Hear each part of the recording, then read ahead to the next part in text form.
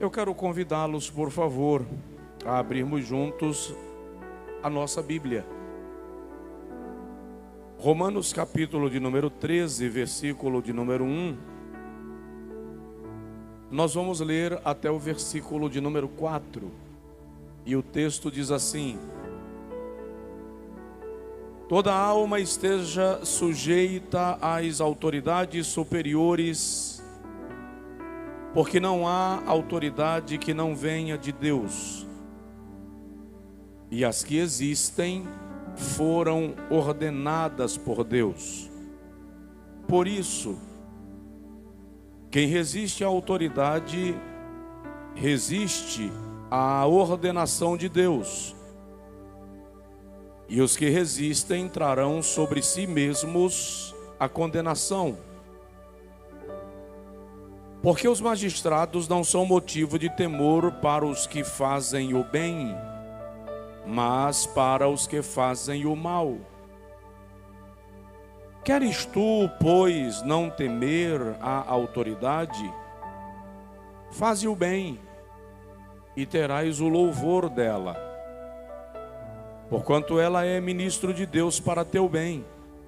Mas, se fizeres o mal, teme, pois não traz debalde a espada, porque é ministro de Deus e vingador em ira contra aquele que pratica o mal.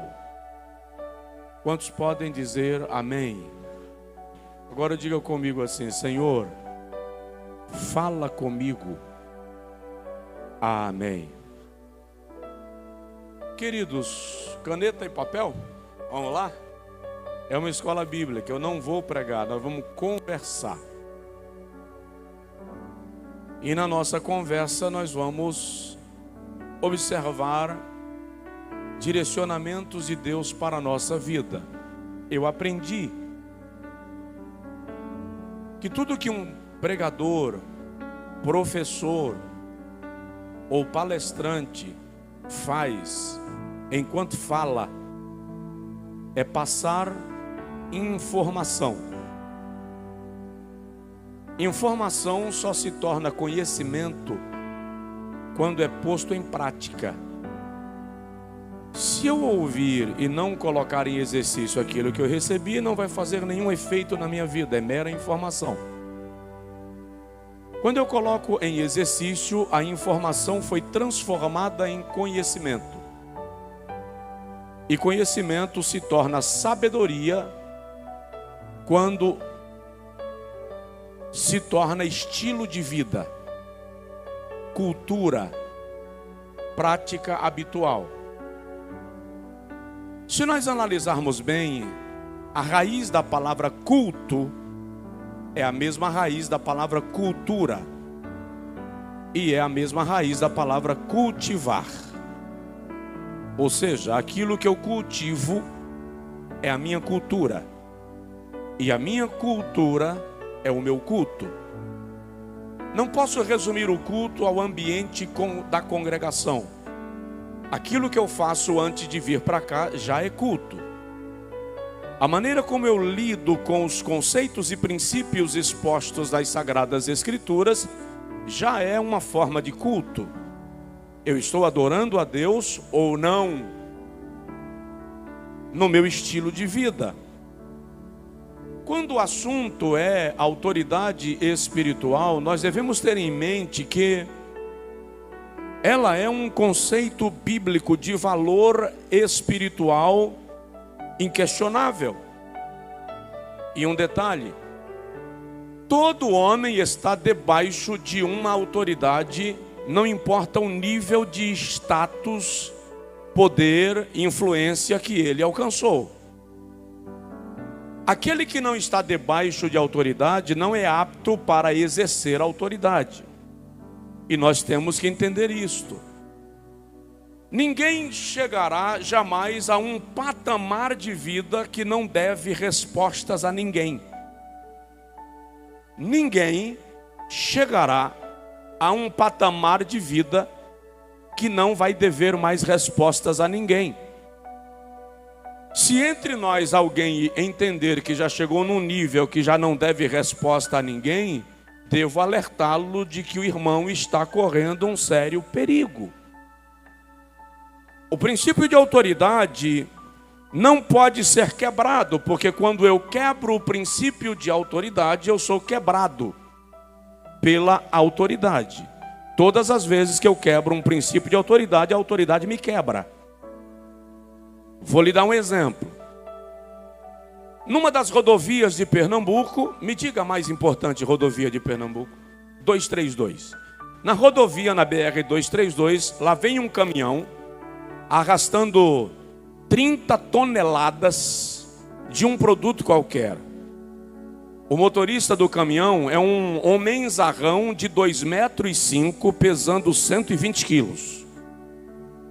Quando ele passa na frente de uma viatura da polícia rodoviária, a polícia rodoviária ou policial dá um apito e ele para.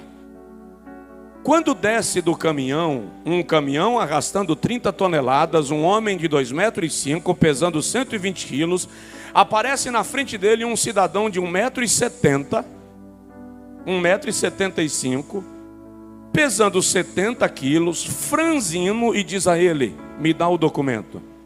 E ele entrega.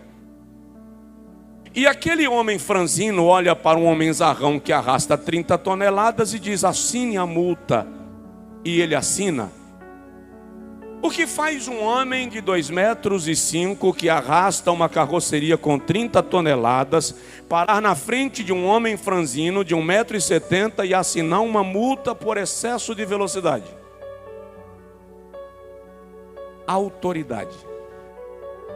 Aquilo que o homem que emitiu a multa representa é o que pesa sobre aquele que infracionou o limite de velocidade. A autoridade não está relacionada à aparência, ao perfil, ao tamanho do homem, mas àquilo que está por trás dele, respaldando a sua ação. Agora, é importante lembrar, senhores pastores e ministros, que nas Sagradas Escrituras, e eu vou passar para os irmãos algumas referências bíblicas, a autoridade espiritual existe em pelo menos 3 níveis distintos. Se o irmão vai anotar, anote, por exemplo, 3 níveis de autoridade.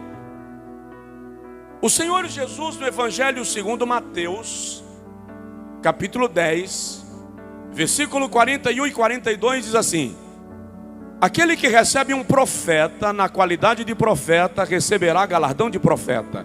Primeiro nível.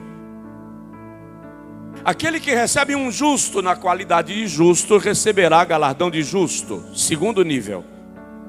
E em verdade vos digo que aquele que tratar bem, que der um copo de água fresca a um dos meus pequeninos, não deixará de receber galardão.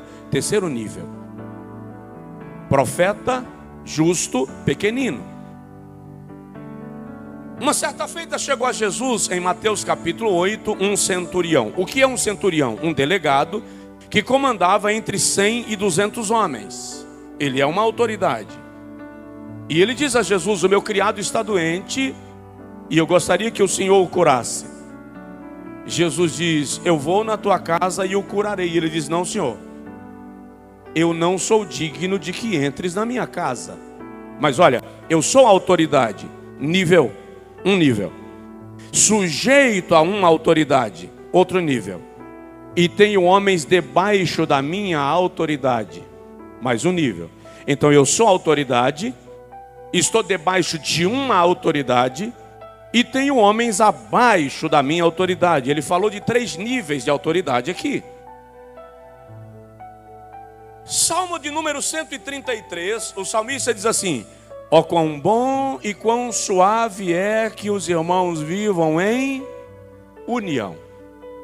É como óleo precioso sobre a cabeça, o líder, que desce sobre a barba, aqueles que estão debaixo da sua liderança direta, a barba de Arão, e que desce a orla das suas vestes, o corpo completo.